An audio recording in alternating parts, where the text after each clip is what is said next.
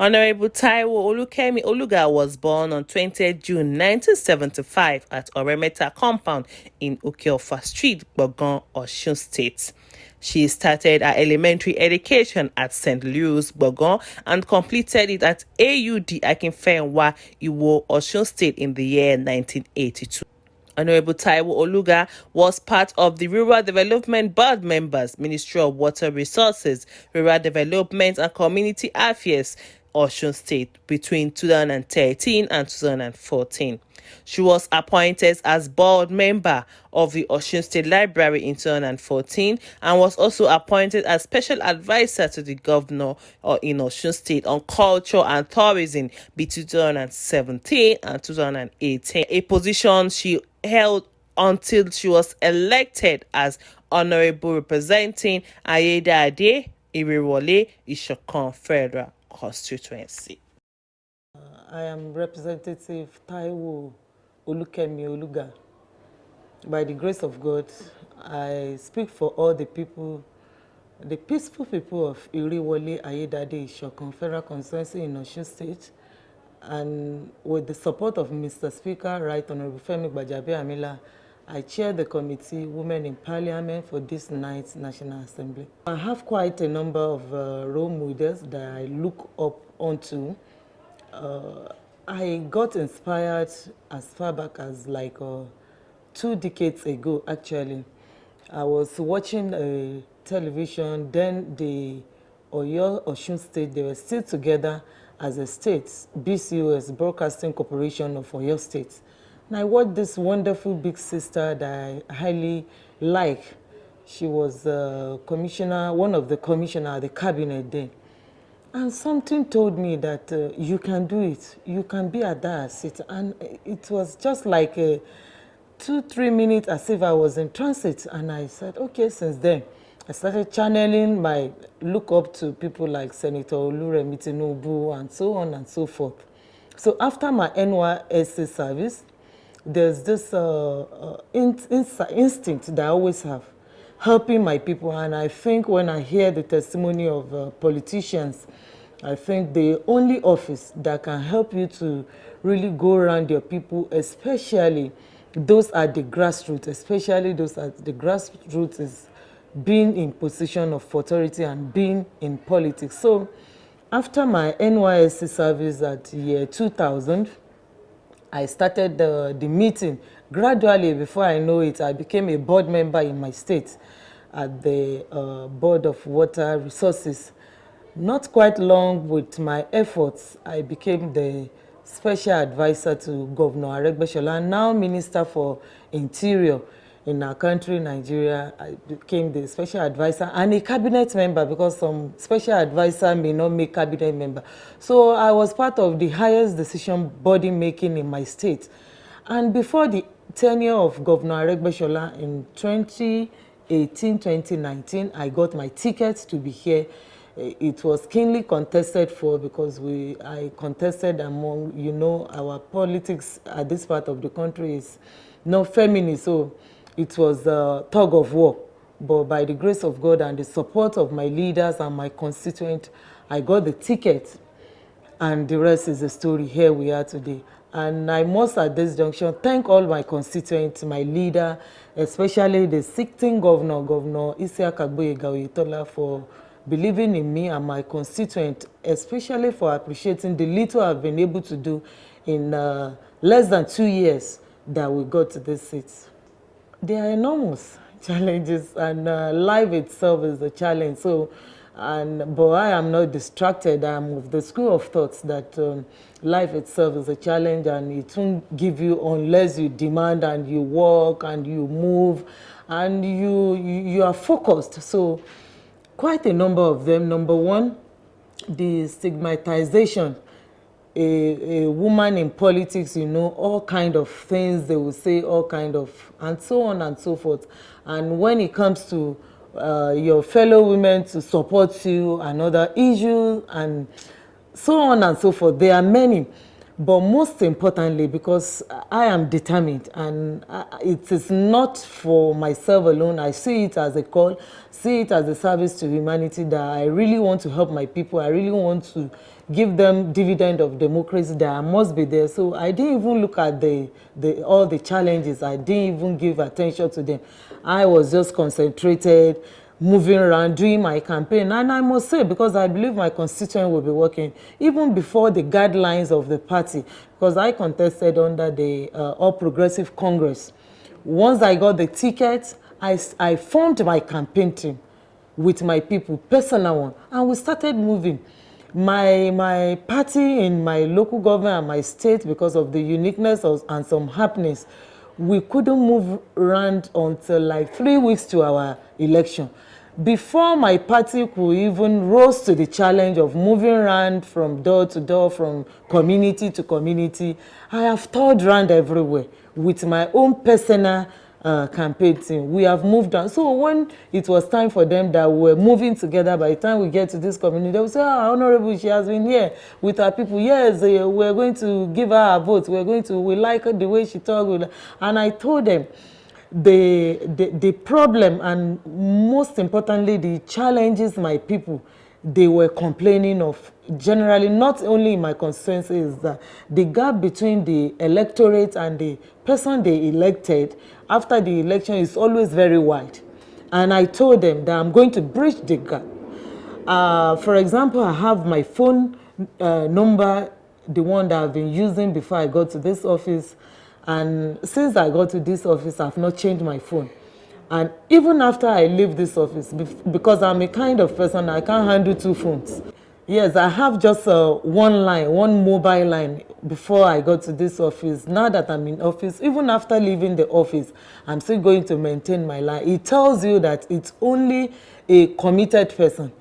And before I lay my head on the bed, I will make sure that if you call or you send message, as much I could, I will return your call.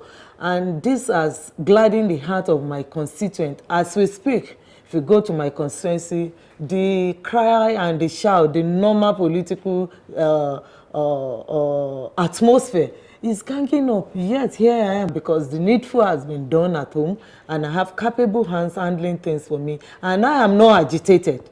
Come 2023, I want the little work that I have done to speak for me. If they want me back, so be it. If otherwise, so be it. But I believe I am giving them the best, because if you're in position, it takes away your time, it takes away your energy, it takes away your brain, your rest, your leisure time, your leisure period. You have to put all those things off. So it's really, really challenging. But I see it as a service to humanity, and I'm glad doing it, because it gladdens my heart. Like, for example, in no time that we have gotten to office, I can count 1, 2, 3, 10, 12, 11 of those of the youth in my constituency, 2021, that have gotten white-collar jobs through the help of God and through me. And what I do, my Facebook account, Twitter, social media, I put the name and the local government there, so that we can be sure of what we're talking, not that I'm just thinking.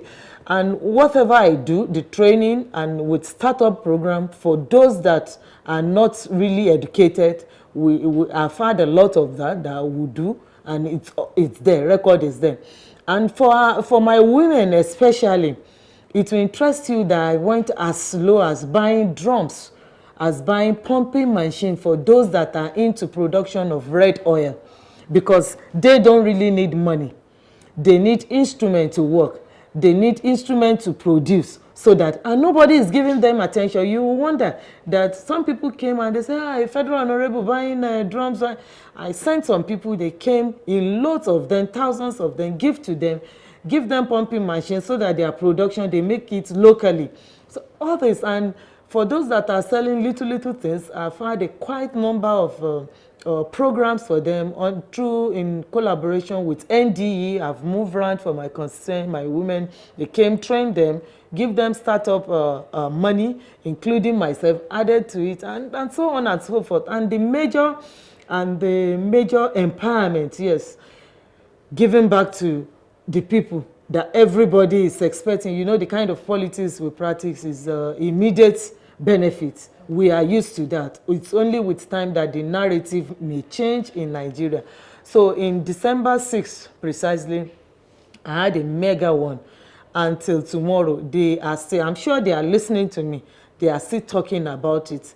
Gather some section of not only my party, I went across board, across, because once I got to this seat, I realized that, okay, I am representing the people, both the opposition and my party. So what I do, if I want to do things, I put them on percentage. This percentage for my party that brought me, because I am not an independent candidate, okay?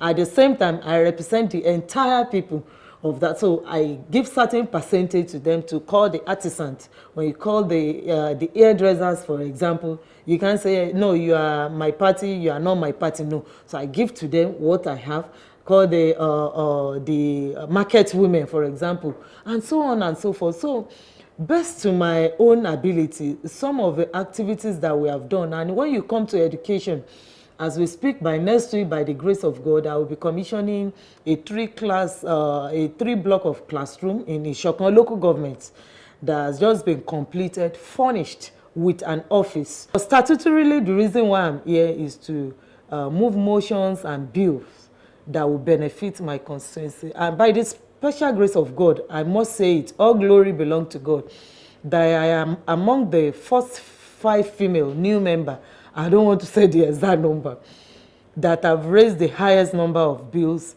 in this night's National Assembly. Then when it comes to the general, both old-timer and new member, I am among the 10 that has raised the highest number of bills. I don't want to say that. I don't want to believe it's a challenge, because advocacy will convince my people, more advocacy, that even if you don't have, for example, I'm from a humble background, and I've not had my father or my mother in politics before.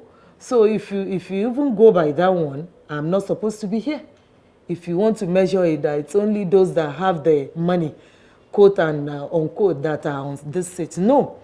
This day, we have quite a number of both international and national partners that we're working on. The problem of Nigeria, I must say this as this junction, that we have now, people were shouting, we should diversify, the oil is no more there, we should go into agri, we should build our health sector, we should build our education sector.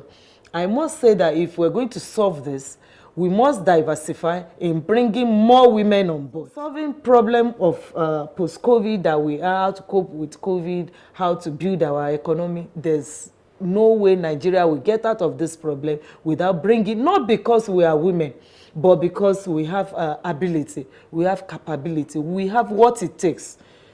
For example, if today they say in Nigeria, give us a female president, I can say it authoritatively that we have qualified female that can rule this country. I know, and I know what I'm saying. We have our respected Dr. Ngozi Okonjo-Iweala of WTO. She didn't just get to that post because people pity that she's, but because she has what it takes. And her pedigree spoke for her. She has reference. We have the Deputy United Nations General, Aminat, respected. She was former Minister for Environment. We all know. And so on and so forth. When it comes to home, and we are talking of home too, we have quite a number of women. So what am I saying in essence is that the challenges we have in this country can be surmounted by bringing more women, and I am of the school of thought that women should be given more space. The 35% affirmative action, as a committee, we have worked, and we're still working, even as the Constitutional Review Committee is ongoing. Once you are at the National Assembly, I must tell you, you are not a woman. If you're on this seat, when we get home to our various homes, yes, you have become mother, you have become wife. But once you're on this seat, we see ourselves as equal. We see ourselves as a partner in progress. We are not competing with the men. We see ourselves as complementing each other. Whatever a man forgets to raise during his motion, during his bill, we are given the floor by the speaker to bring in our own idea. And let me salute 12 of us at the House of Reps as we speak. We may be few in number, but our contribution cannot be overemphasized. I'm telling you, I say kudos to all my colleagues that our contribution, I believe, is moving the country forward. So there's no barrier, because we see ourselves as equal, and we are not competing with the men. So they are not giving us headache. They see us as a partner in progress. Very sweet experience. When we were out there, we're like, there's a magic when we get there a day, we're going to change this, we're going to speak this, we're going to say this, we're going to say this on behalf of our people. But getting here, being at the 9th National Assembly has been fantastic.